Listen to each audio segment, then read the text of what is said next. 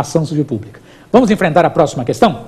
Professor, o que é direito líquido e certo para poder usar o mandado de segurança?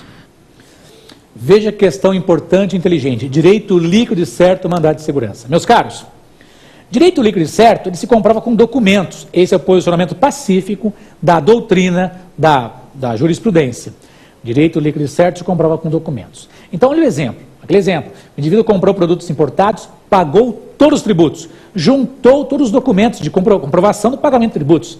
Tem direito de propriedade. Direito líquido é certo. Propriedade documentada nos tributos já pagos. Pode liberar esse produto, ok? Importante, presta atenção, em concursos difíceis, como o do CESP Nacional, prova de Minas Gerais, são equivalentes às provas de juízes. Importante, meu amigo, o direito líquido e certo, ele está documentado em documentos. Importante, em alguns casos específicos, os documentos são o simples texto da Constituição e da lei. Olha que interessante, a intimidade é um direito que eu tenho previsto na Constituição. Ok? Eu não tenho contrato com a prefeitura, com o Estado, com a União, para que ela respeite a minha intimidade. Mas eu tenho a previsão na Constituição, no artigo 5º, inclusive, assegura a proteção à minha intimidade. Sendo violado por um órgão público, eu posso, se for o caso, ingressar com mandado de segurança, aonde? No foro competente acima daquela autoridade que cometeu o abuso. Então, se o abuso é de um auditor fiscal da Receita Federal, juiz federal daquela seção ou subseção judiciária. Presta atenção, se foi um policial, um delegado de polícia cometeu abuso, perante quem eu vou pleitear a liberação daquele bem que está ilegalmente restrito, preso ilegalmente, perante aquele delegado? Perante o juiz de direito da comarca, se for delegado estadual. Se for federal, perante o juiz da seção judiciária ou da subseção judiciária. Ok? Vamos à pergunta? Professor, se alguém for preso ilegalmente, qual o remédio constitucional? Veja que pergunta inteligente. Alguém foi preso ilegalmente. O remédio a ser utilizado é o habeas corpus, ok? Qualquer pessoa pode fazer, não há necessidade de advogado. Importante, o habeas corpus, você vai ingressar com habeas corpus pedindo um liminar. Então você que é advogado sabe muito bem disso. Lembra da liminar? Requisitos: fumus boniuris, periculum in mora. Existe respaldo legal para que eu estou pedindo, existe perigo da demora. Se demorar, haverá um prejuízo grave para o meu cliente. Então, o remédio, quando alguém está preso legalmente, é o habeas corpus, ingressando com um liminar dentro do habeas corpus. Habeas corpus para a autoridade superior àquela que cometeu a ilegalidade ou abuso. Questão inteligente, interessante, habeas corpus com liminar. Vamos à próxima questão. Professor, qual a diferença entre o mandado de segurança individual e o coletivo? Veja que questão inteligente. Diferença do MS individual para o MS coletivo. Meus queridos amigos, o MS individual, o próprio nome diz, mandado de segurança individual. Algumas pessoas estão querendo proteger um direito técnico ali que foi lesado. Então, aquele exemplo, o indivíduo comprou produtos importados e está impedido de retirar esses produtos. O indivíduo contrata um advogado que ingressa com uma liminar em um mandado de segurança, ok? Para proteger aquele indivíduo. Agora, presta atenção, se eu tenho um partido político envolvido, direitos líquidos e certos das pessoas, dos componentes desse partido político, ou daquela entidade de classe, ou associação legalmente constituída, em funcionamento há pelo menos 1 ano, proteger as pessoas vinculadas àquela entidade de classe, ou àquela associação, eles vão entrar com MS coletivo. Presta atenção, os requisitos do MS coletivo são os mesmos do individual, direito líquido e certo, não é caso de habeas corpus nem de habeas data. Quem cometeu abuso? Uma autoridade pública. Então a principal diferença está na legitimidade ativa. Presta atenção, para fins de prova, de concurso, o perigo está na legitimidade ativa. A diferença está na legitimidade ativa. Individual, uma pessoa. Coletivo, aquele grupo de pessoas, mas presta atenção, vinculada àquele partido político ou àquela entidade de classe, ou aquela associação legalmente constituída.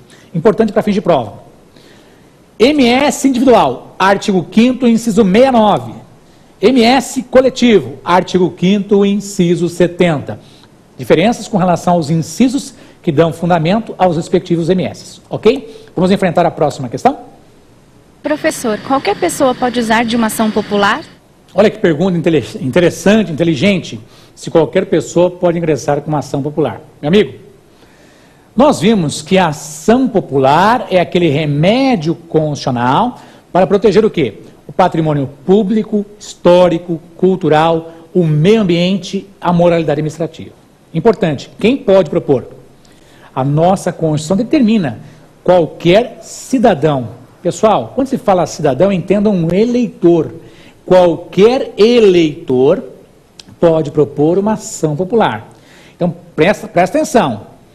Ele necessitará de contratar um advogado. Então, é necessária a atuação do advogado. Então, o cidadão, o eleitor, vai contratar um advogado para proteger o patrimônio público, histórico, cultural, o meio ambiente. Vamos dar 2 exemplos bem campeões de prova.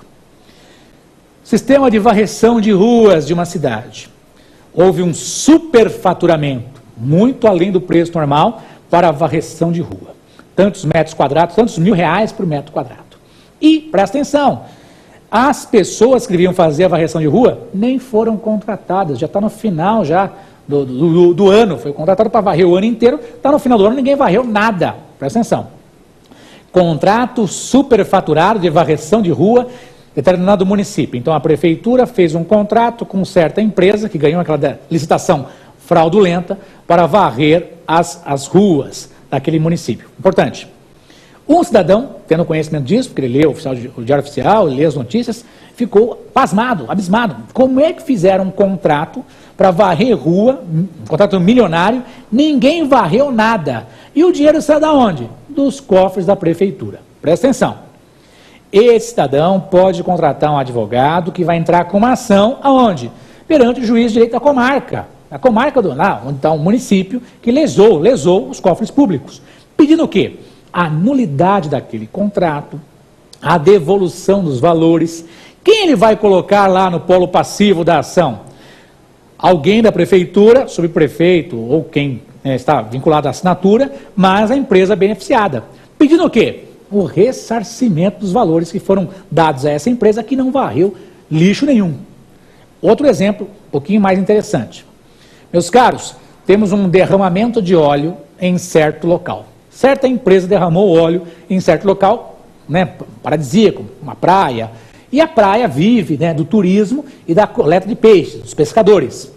Meus amigos, houve uma lesão ao meio ambiente. Um pescador, que também é cidadão que pode votar, contrata um advogado para fazer o quê? Para combater aquele derramamento de óleo, para estancar o derramamento e para que seja pago um valor para a limpeza, inclusive para o ressarcimento do tempo que as pessoas não puderam pescar. Você percebeu? Eu estou protegendo o meio ambiente e também a vida das pessoas. Olha a dignidade da pessoa humana andando junto aí com os remédios constitucionais. Importante então.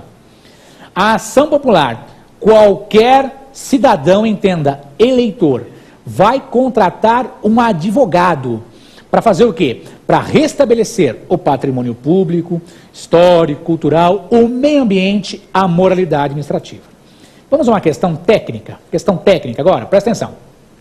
Meus caros, a ação popular, em regra, não tem foro de presunção.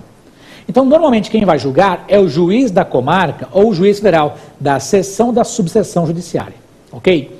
Há pouco tempo atrás, tivemos uma ação popular bem famosa, presta atenção. Foi aquela ação popular da Raposa Serra do Sol, aquela reserva indígena.